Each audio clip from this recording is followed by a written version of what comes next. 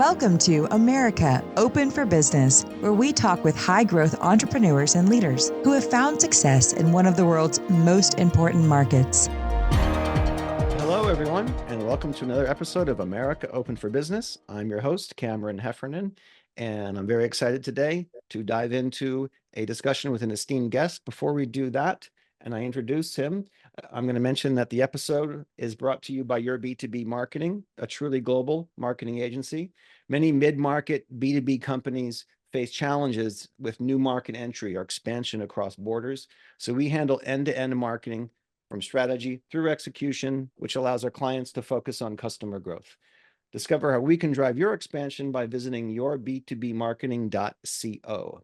Some past guests of the show that I've been fortunate to have on the program are Brian Smith, the founder of the UGG Australia brand of sheepskin boots and slippers, and Ben Tija, who's the founder and CEO of Earthly Wellness, a $20 million direct-to-consumer e-commerce wellness brand.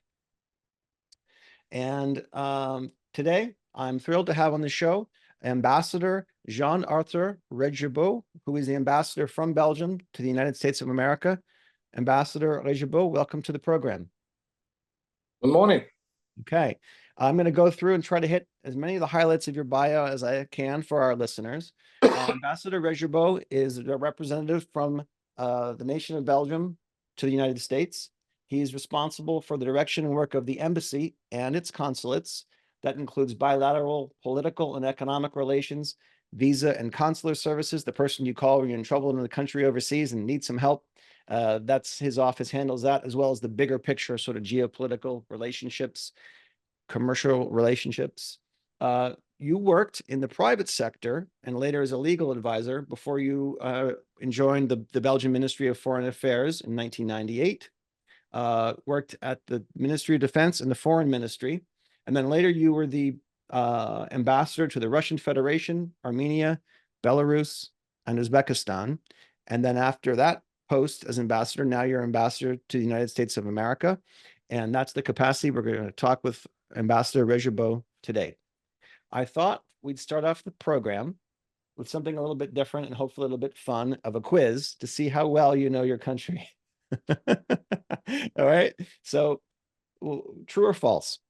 Belgium produces 80% of the world's billiard balls. Billiard balls. Billiard balls, like for playing pool. It might even be true. I'm not sure, but it might be true because we are good. That is true. Antwerp is the 5th largest port in Europe. True or false? False. It's the second one. Got it. 2 for 2. Okay, this one I think is going to be a gimme, but most Americans don't know this. There's a pipeline of what product beneath the streets of Bruges?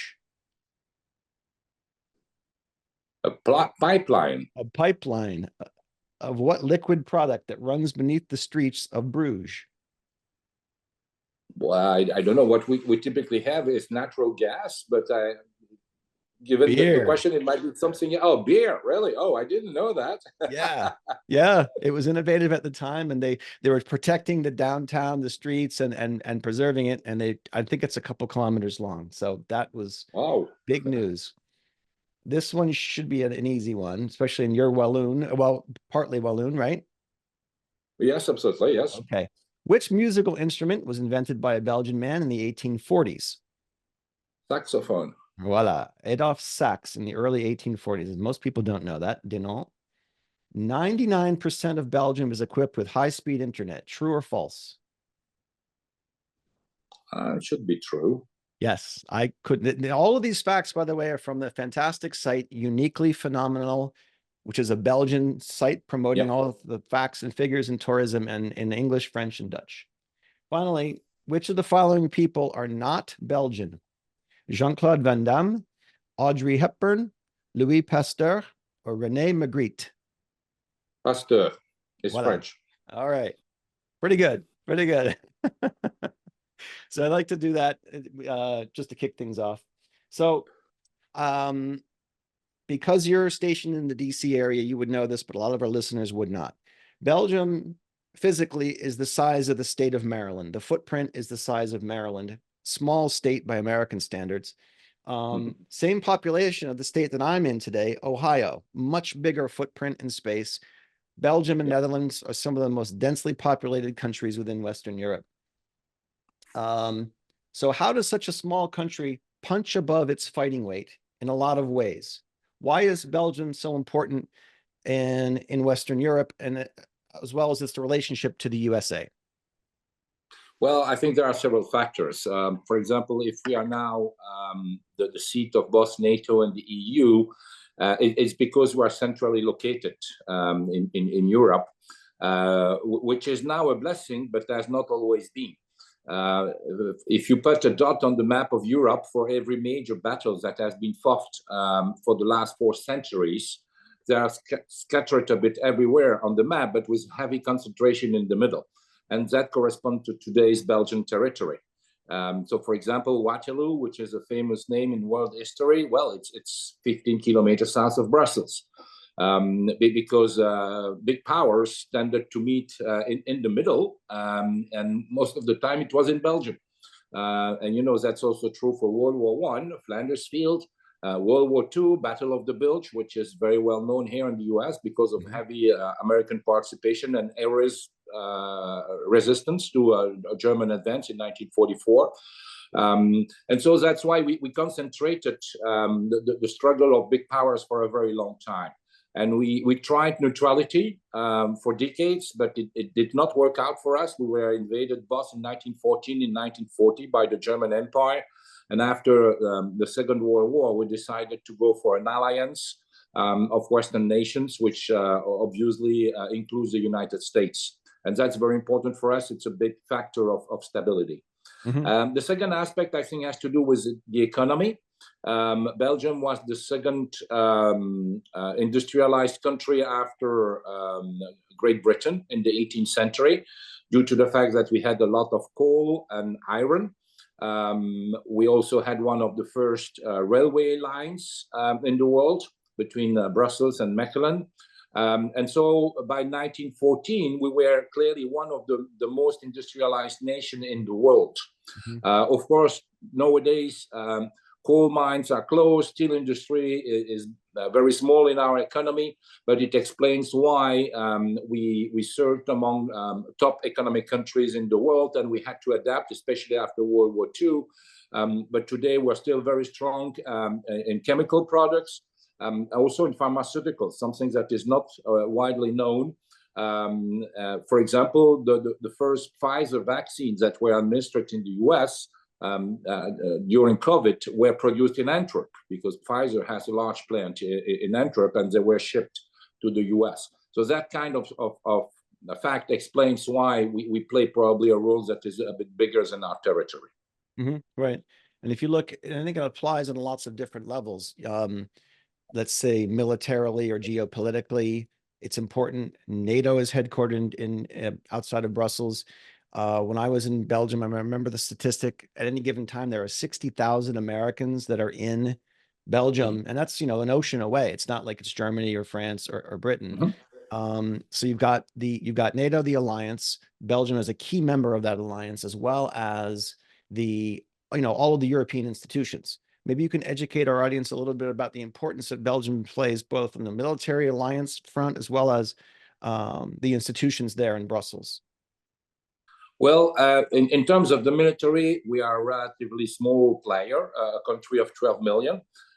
We do contribute to NATO proportionately, I would say. But the fact that the institutions are based in Belgium, we're very proud of, because it's also, I would say, a recognition of the experience we've been through in the past. So, for example, 1914, we were invaded by the German Empire. We suffered a lot, occupation for 4 years, also occupation between 1940 and 1944. During the First World War, we were referred to as poor little Belgium in the United States.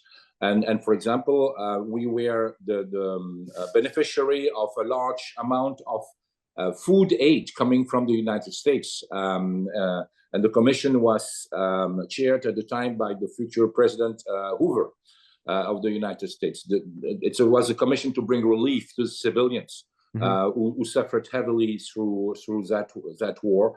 And obviously, in World War II, most of our territory was liberated by American forces together with the British. To me, particularly, it speaks volumes because my father was a partisan in World War II, was cuffed by the Gestapo in 1942 and spent the next 3 years in Nazi concentration camps. And he ended up being in Dachau at the end of the war, and he was liberated by the 7th U.S. Army. So had it not been for the U.S. intervention, I would simply not be here. Wow. So the contribution to the alliance seems just logical and normal for us. And even so, our defense budget might not seem huge in raw numbers. Participating in common defense is really essential for us. For example, we have sent F-16s above the skies of the Baltic states just as a show of solidarity for 20 years now, since the very first days they joined NATO. And currently, we also have, on a rotation basis, soldiers on the ground in Lithuania, together with the German armed forces, and in Romania, together with the French armed forces. So all of that, of course, in the framework of NATO, to send the signal, well, if you touch one of us, you will. It's paramount to touching all of us together. So that's very important. When it comes to the European Union, we are very proud of that. We really believe that the European Union, being the second pillar of our foreign policy since World War II, is of an existential nature. So at last, I would say, Europeans understood that waging war on each other was not a good idea. In 1945, Europe was totally devastated, not only Germany, but also all the countries that had been occupied. Britain, even though it had not been occupied, had also suffered heavily from the war. And so from that point on, we decided that it's much better to work together rather than fight each other. And the fact that Belgium is now the seat of the institutions is certainly a pride for us. And we Belgians are always interested in going further in terms of integration with our neighbors and the whole democratic countries in Europe. Of course, we understand that not everybody wants to go forward at the same speed, but we have strong ideas, but we are also very pragmatic. So we better have everybody working together rather than just a few countries moving ahead. But when it is necessary, we still can do it. You know that European integration is a bit differentiated. We have a single market for all the member states, but not all member states participate in the euro currency, which is the single currency. Not everybody participates in the Schengen arrangement to cross borders easily. So we have also this kind of flexibility, which is why probably the EU is such a big success. I think, and Americans maybe traveled to Europe in the past, 20 years ago or more, were more accustomed to at that time. When was Schengen implemented? Do you remember? Well, the first agreement was actually outside the framework of the EU. It was in the late 80s. And it was an agreement signed by a few countries just to make sure that we could go through borders in a very easy way. But it was so successful that it was extended to the European Union as such, but on a voluntary basis. So some countries are not part of it, like Ireland, for example. The UK also decided not to be a member of that zone when it was an EU member state. But on the opposite side, a few other countries which are not members of the EU decided to participate in the scheme. And that's particularly true for Switzerland. In my youth, going to Switzerland was always difficult in terms of crossing the border. You could wait from 5 to 30 minutes as they would ask you a lot of questions. And nowadays, what you just do, you stop, the custom officer would say, okay, and you go. And it takes 2 seconds. So it's a big, big difference. And it also makes it easier when it comes to economic relationship.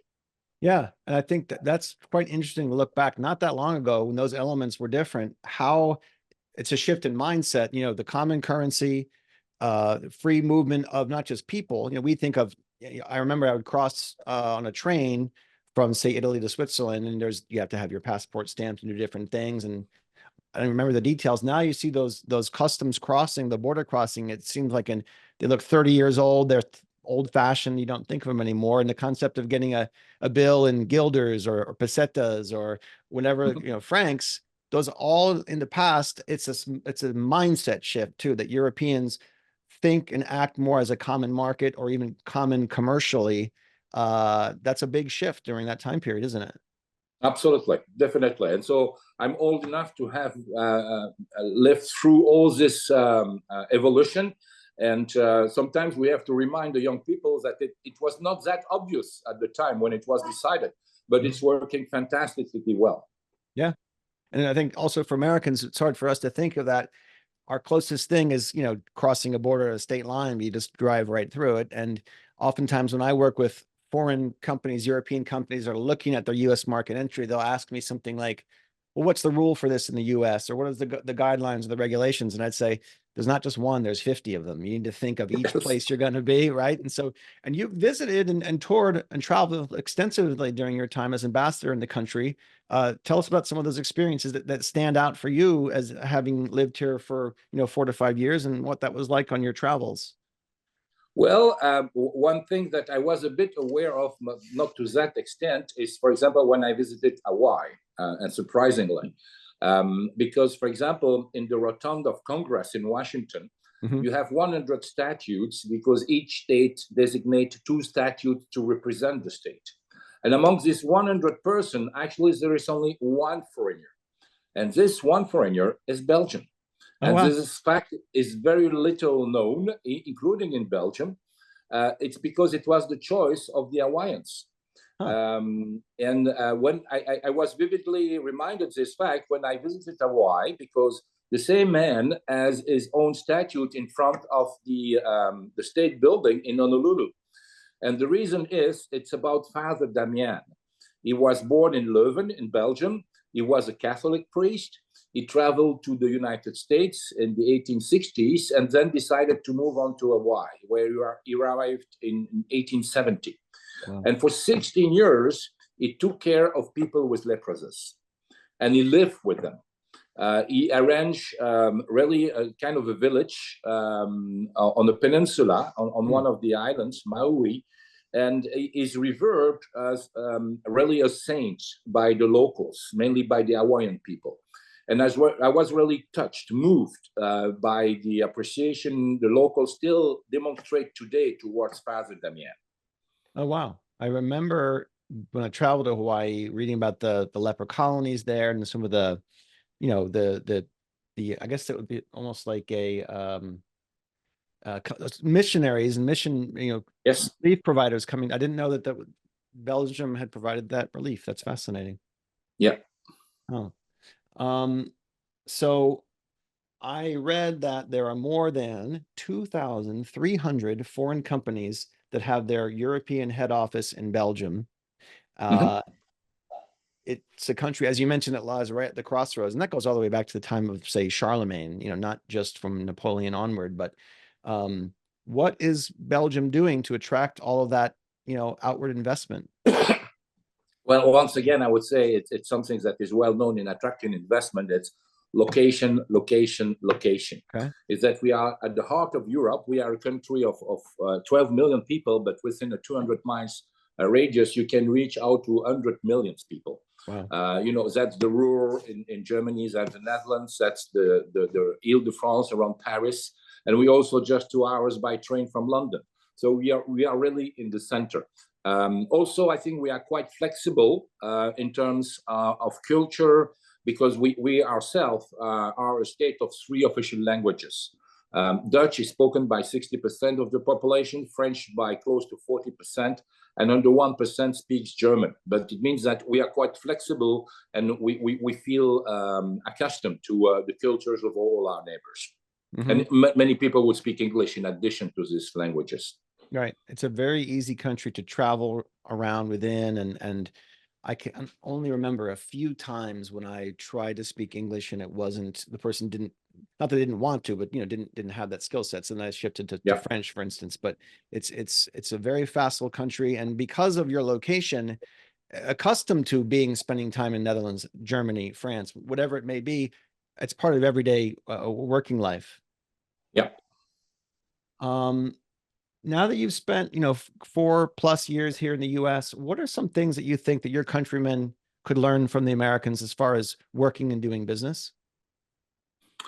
No, I think the emphasis on efficiency, which is important for all businesses, but we have a few cultural obstacles in Europe generally, I would say. Okay. We do not look at business exactly the same way you do in the US, because we add other parameters. So for example, for us, it's really important that it participates in a kind of overall balance in society. And social security, for example, is a big part of that balance. And that's true for many European countries. That's something that is not much of an issue here in the United States. You just concentrate on business to produce profits. Whereas in Europe, the mentality is more, it's not just about producing profits, it's also participating to an overall balance within society. So the business culture is a bit different, but I think that it's appropriate for Belgium to do it that way, and I understand that's the normal way of doing business in the US, and that's something that we have to talk about to understand each other, because the way of doing business is slightly different. And how could you return to Belgium or to Europe? What kind of tips, advice would you share with people on that return about here's some things that Americans are doing that is effective and I've seen work? Well, Americans tend to be much more direct and fast forward, whereas Europeans tend to be sometimes a bit more cautious, reason a bit more. And Americans, when they see an opening, well, they just rush through the opening. But that's also why it is so attractive, I would say, to many entrepreneurs from Europe and from Belgium in particular, because it seems that the atmosphere is so initiative friendly here in the United States, and the market is big at once, right? Whereas in Europe, we have a single market, but we still have a regulation for every member state in some areas. It's not totally unified, but so it is not in the US either. So, for example, the age to drive a car is different from state to state. And it's just one example among many. So, and many Europeans do not realize that they are not acting just in the framework of the federal system in the US, but that the 50 states play a very important role in daily life, but also for business. And that's actually part of our embassy to help them go through this process of adapting to the US market. But what is true is that in terms of marketing, you can just use one single marketing strategy in the US, whereas in Europe, it's totally different. Even within Belgium, you would probably need at least two, because you have one in Dutch and one in French. And if you want to sell a product in Poland or in Italy, it's not exactly the same culture either. So the European market might look a bit more complex to American business. Does the American market look a little more simplistic from a European perspective if you turn that around, or is that a misperception? Actually, I think it's a misperception, because, for example, if you want to sell plastic bottles in California, now you can forget about it. It's simply forbidden, right? Which seems normal to many Europeans, because we do care about pollution, waste, and climate change. In the US, most of the case, no. But in California, now it's over. Now, if you want to do business in Texas, probably regulation are much lower, but it's a totally different business environment. And many European businessmen, when they first enter the US, they do not realize this regional differences, if you want, between different states, because we have one single image of the US and not so much differentiated. Right. And then the regional differences are huge. And a country of 340 million. Yes. You and the size of a continent. Yeah. You do have more of a homogenous market, I feel. You can get by here. When I was working in Europe, I remember we always have to think about the languages right from the outset. We make it in English, and then we got to work, not just translate it, but then localize it, adapt it to Dutch speaking, French speaking, whatever it might be. That's a huge part of the equation that we don't need to consider here. Correct. So it's a more homogenous market. But that's interesting about that experience of the differences an entrepreneur coming over from Belgium may experience here. How does the Belgian state, the embassy, the consulate, the economic development officers, how do you help them? We have two different roles. Belgium being a federal country, we are in charge, I would say, of business to government contact. So whenever there is a wish by a company to enter the market and they need local authorities or the federal administration, then the Federal Embassy of Belgium in Washington would support them. So mainly it's on the basis of their request. Yeah. When it comes to the regional trade attaché, and we have 3 regions in Belgium, they are in charge of business to business contact. But it's more helping, I would say, middle-sized business, because the largest companies, normally they do not need public support. I can name, for example, Solvay, which is a worldwide company. And I was surprised to learn when I arrived here that they actually have 29 plants in the United States. That's quite a lot. Yeah. And that's a very large chemical group. So these people have their own people to be in touch with American authorities at whatever level. But when it comes to medium-sized companies, then really the idea is to help this medium-sized business familiarize themselves with the local condition, make sure they can contact people, not just from the authorities, but from other business, the Chamber of Commerce. And I would say it's an introducing initiative by the regional attachés. Yeah. And I think, my experience has been that you Europeans have done a better job of funding, building, and maintaining that support, that infrastructure. It varies from country to country. But, when I was spending time living in DC, the embassies have their own program. They have their development officers often spread across the country. With Belgium, each region is represented. So the 3 regions of Belgium have their own people embedded here in the US to help. Yes. I think the issue we had in this country was state budgets. It made sense. Hey, let's cut that budget. Do we really need someone full-time based in Mexico City? Do we really need somebody over in China? Let's cut that.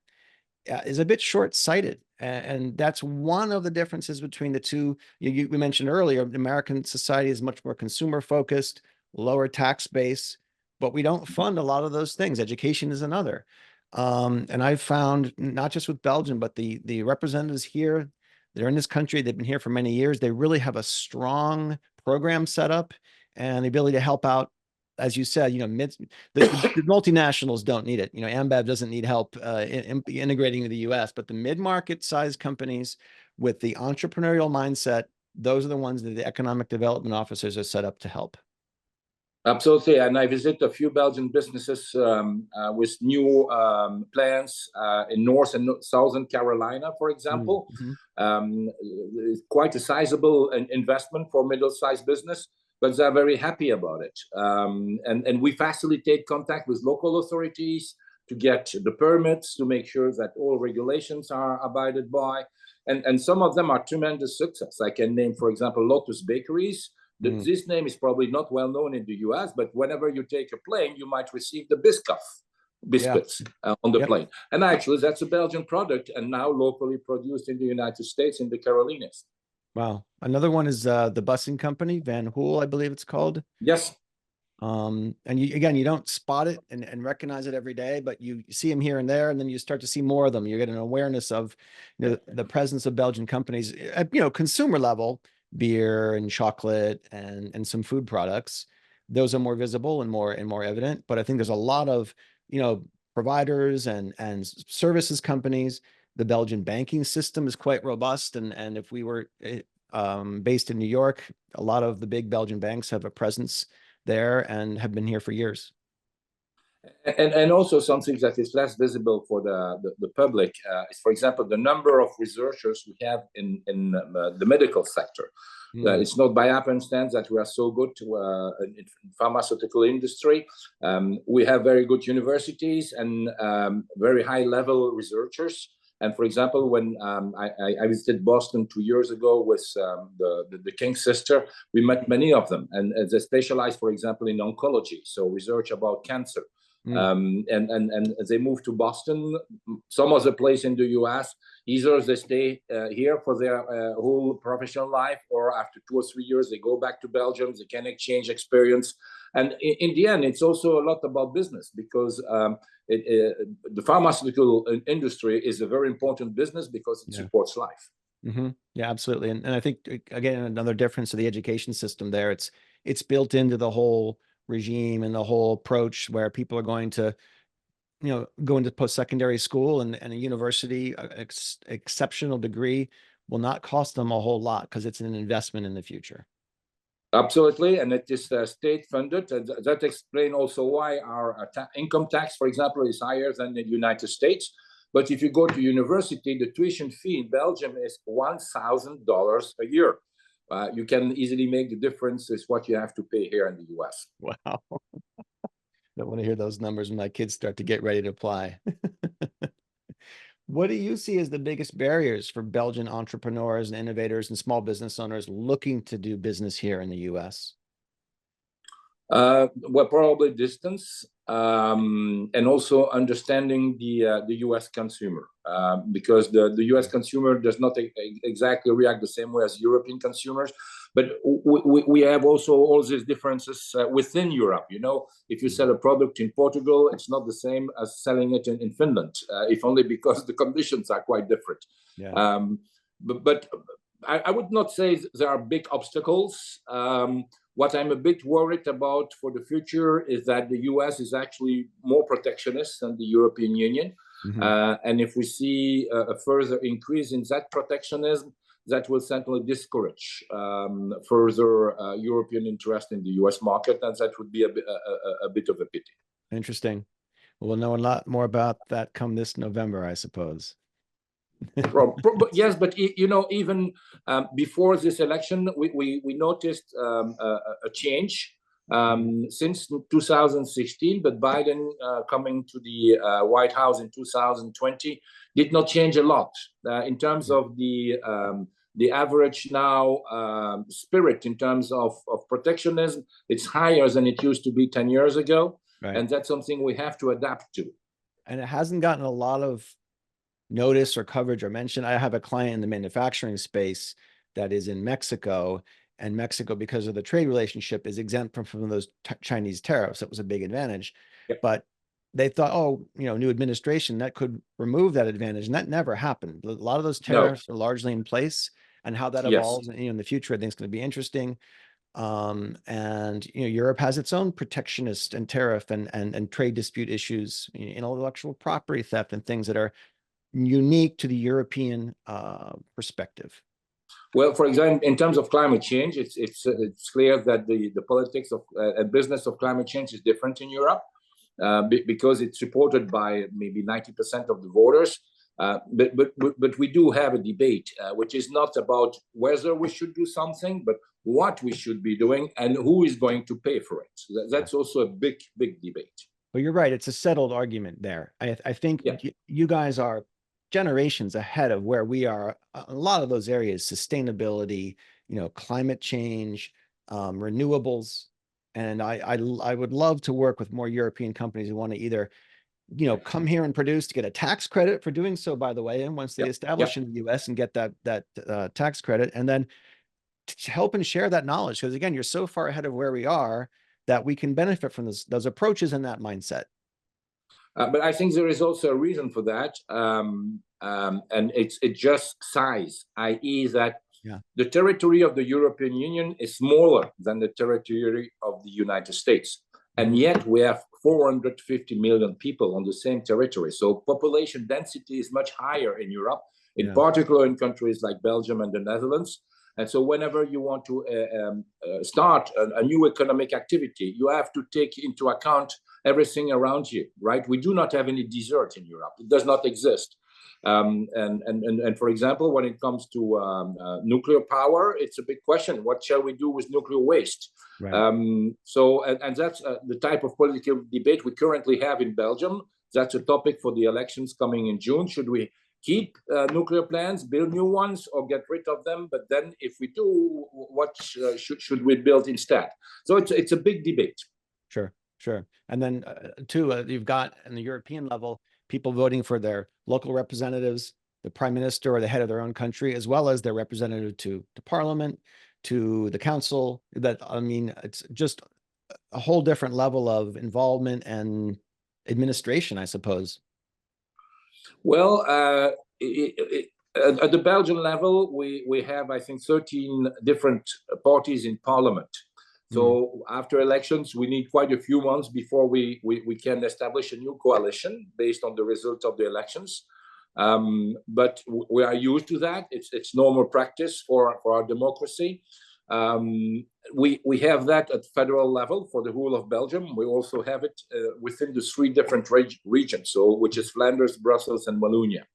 And they do not always have the same coalition because the political trends are not the same in the 3 regions. But then each member states of the EU also sent one representative to the EU, one to the EU Commission and another one to the EU Council of Ministers.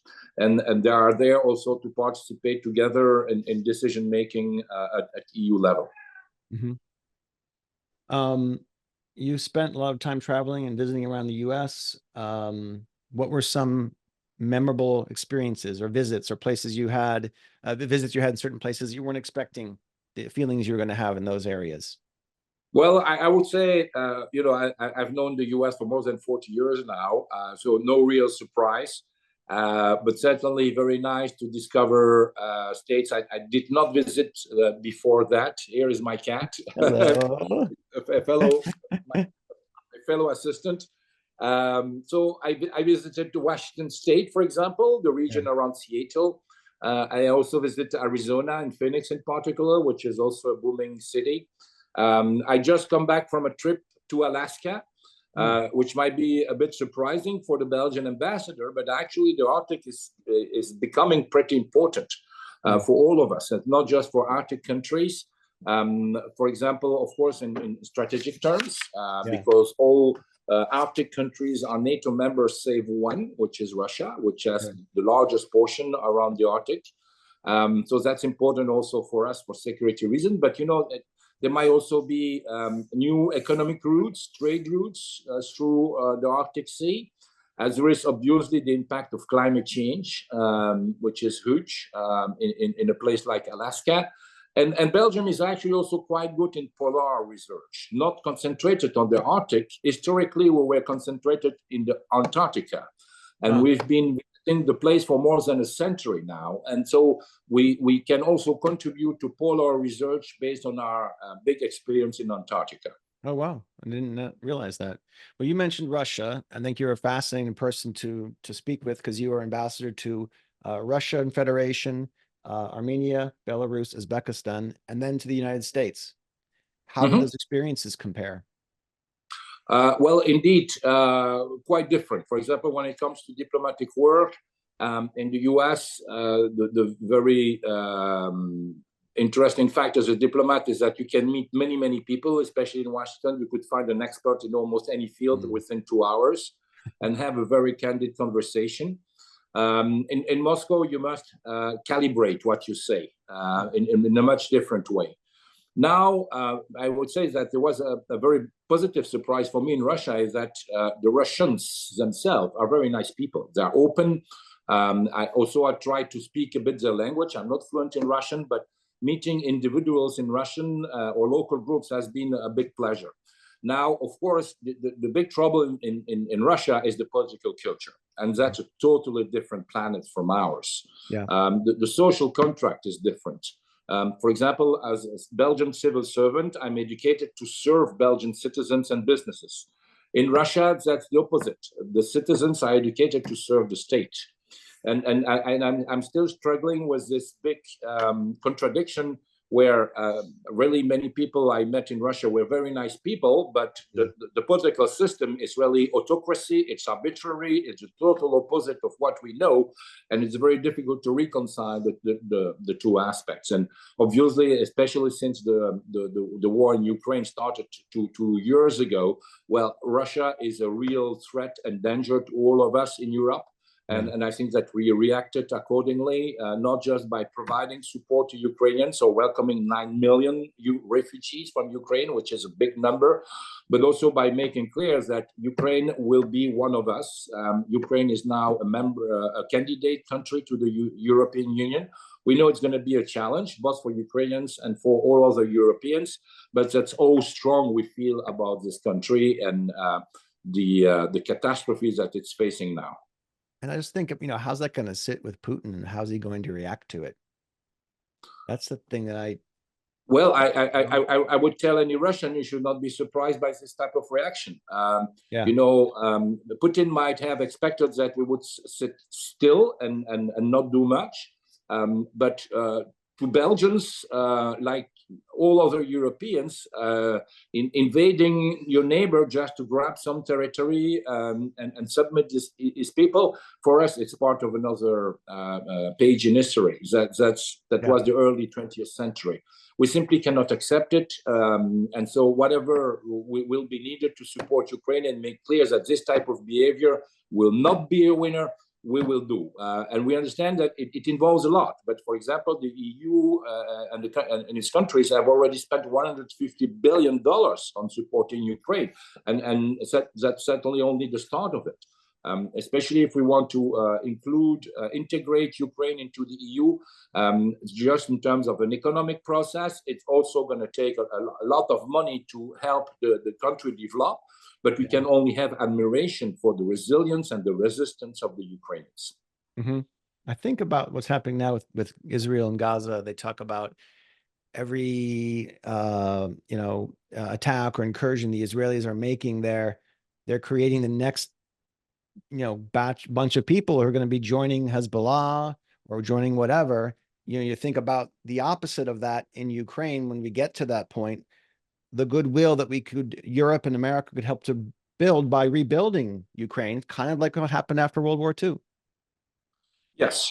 Yeah, it's going to involve a lot of money. I would say also reciprocal adaptation, but that's something we were successfully doing with Eastern Europe for 20 years. Enlargement has been a big success for us. Now we will go one step further. It's about Ukraine, Moldova, but also about the remaining countries in the Western Balkans. We know it's going to cost a lot of money and efforts, but we strongly believe it's worth it. As a founding member of the European Union, we are very proud in what the EU has been achieving in the last decades. Okay. Well, I'm going to ask you one last question, but before that, I'm going to say thank you so much, Ambassador Regebeau, for joining us on the show, America Open for Business. It's been fantastic to have you on the show, and thank you so much for your time. You can catch our next episode coming up. Our website is yourb2bmarketing.co. And Ambassador Regebeau, my question for you is, when you are departing and returning to Europe in a few months, what suggestions or experiences or advice would you share with your successor? See as many people as you can, and especially travel outside Washington.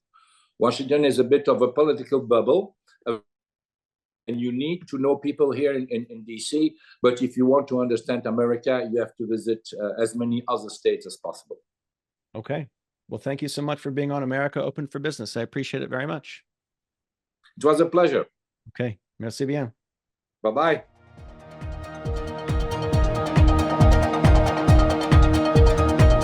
Thanks for listening to the America Open for Business podcast. We'll see you again next time, and be sure to click subscribe to get future episodes.